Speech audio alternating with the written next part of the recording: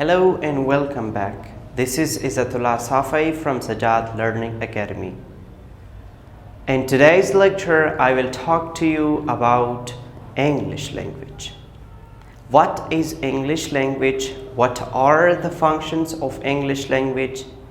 And also, what are the accents of English language? And about the speakers, that how many speakers speaks on English language. And also we'll talk on who was the first writer for English language. نن موږ بحث کوو په انګلیسي ژبه باندې. انګلیسي ژبه څومره لهجې، کوم ډول فنکشنز یا دندې لري. همدارنګه موږ به بحث وکړو د انګلیسي په غږیدونکو باندې. څومره غږیدونکي لري، په څومره هیوادونو کې پرې خبرې کیږي. همدارنګه موږ به بحث وکړو د انګلیسي لومړنی لیکونکی څوک و او په کوم کال یې انګلیسي ته خدمت وکړ. پیل سټارټ کوو د انګلیش څخه. What is the function of English language? Generally, it has got two functions. It can be used as a noun and also it can be used as an adjective. As a noun, it means England's language. As a noun, the meaning of English word is England's language.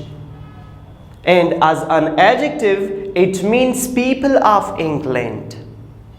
پهل موږ بحث کوو، شروع کوو د انګلیش څخه. د انګلیش لغات خپله څه شی دی؟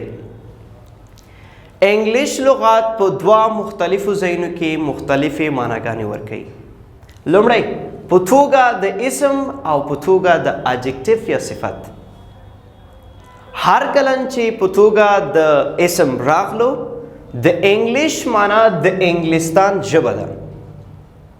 هلته مونږه د انګلیسي څخه معنا د انګلستان ژبه اخلو. هر کله چې د انګلیسي لغات یا د انګلیش ورډ په توګه د اجکټیف استعمال شو، نو بیا هلته معنا د دې دا ده چې پیپل آف انګلند، د انګلستان اوسیدونکي. دا دوه ډوله د انګلیش لغات معناګانې وي چې په مختلفو فنکشنز، مختلفو دندو کې موږ سره دغه ډول معناګانې لري. راځو بحث کوو چې انګلیسي ژبه کوم ډول لهجې لري. موږ سره څو لهجې لري. دا د دغو لهجو فرقونه سره څه شی دي خاص؟ Accents of English language. We have got two accents for English language. The first is called US and the next is called UK. US stands for United States, means American accent. This is also called American accent. And the next accent, UK, stands for United Kingdom, means it is a British English, British accent. Accents لهجې په انګلیسي کې عمومي ډول موږ دوه لهجې لرو. US UK ده. US دا لنډیز حالتونه دي چې د څه لپاره راځي؟ د یونایټډ سټیټس لپاره راځي. یونایټډ سټیټ. US stands for United and S stands for state. چې دې ته خپله امریکایي لهجه ورته هم وایي. بعض خلک وایي هلکه ته په کومه ژبه خبرې کوې؟ او وایي زه په امریکایي لهجه خبرې کوم، یا زه غواړم چې امریکایي لهجه زده کړم، یعنی US انګلیش زده کړم. Next accent is UK. UK, United Kingdom. چې دې ته خپله بریتانیوي لهجه ویل کېږي، یعنی British English, British accent ورته ویل کېږي، بریتانیوي لهجه. په دغه دواړو لهجو کې یو لړ فرقونه شته دی.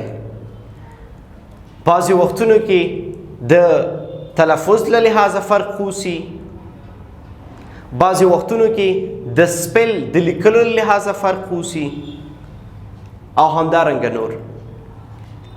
راځو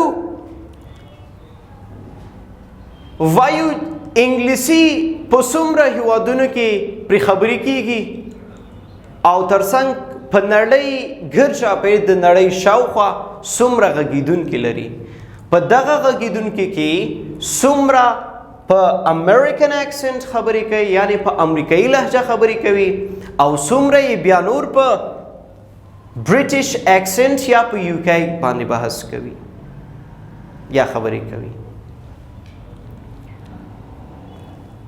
English is spoken over 67 countries around the world. انګلیسي په وشپېته هیوادونو کې پرې خبرې کیږي.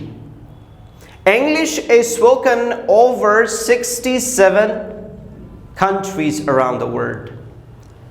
د نړۍ ګر چاپېره په وشپېته هیوادونو کې په انګلیسي باندې خبرې کیږي. And what are the speakers and how many speakers does it have and how many speakers do they speak on US accent and about UK? Speakers of English language د انګلیسي ژبې غږیدونکي څوک چې په انګلیسي ژبه خبرې کوي نو هغه دلته اوس مونږ وایو چې په انګلیسي ژبه څومره خلک خبرې کوي څومره خلک یې بیا په بریتانیوي لهجه خبرې کوي او څومره خلک یې بیا په امریکایي لهجه خبرې کوي. Total 1.5 million speakers. په مجموعي ډول سره د انګلیسي یو نیم زر میلیونه غږیدونکي لري. دا هغه خلک دي چې څوک په انګلیسي باندې روزمره ژوند خبرې کوي. There are 250 million US accent speakers. په دغو کې چې دی 2.5 میلیونه دا خبرې کوي په US accent باندې یعنی امریکایي لهجه باندې دوی خبرې کوي. And about 70 million UK accent speakers. او 70 million او یا میلیونه غږیدونکي چې دي دوی بیا خبرې کوي روزمره په برټش اکسنټ باندې په بریتانیوي لهجه باندې. انشاءالله چې پوه شوي به یاستئ تر دې ځایه پورې. راځو نیکسټ د انګلیسي لومړنی لیکوال څوک و په کوم کال دی لیکنې وکړې خپل انګلیسي ته.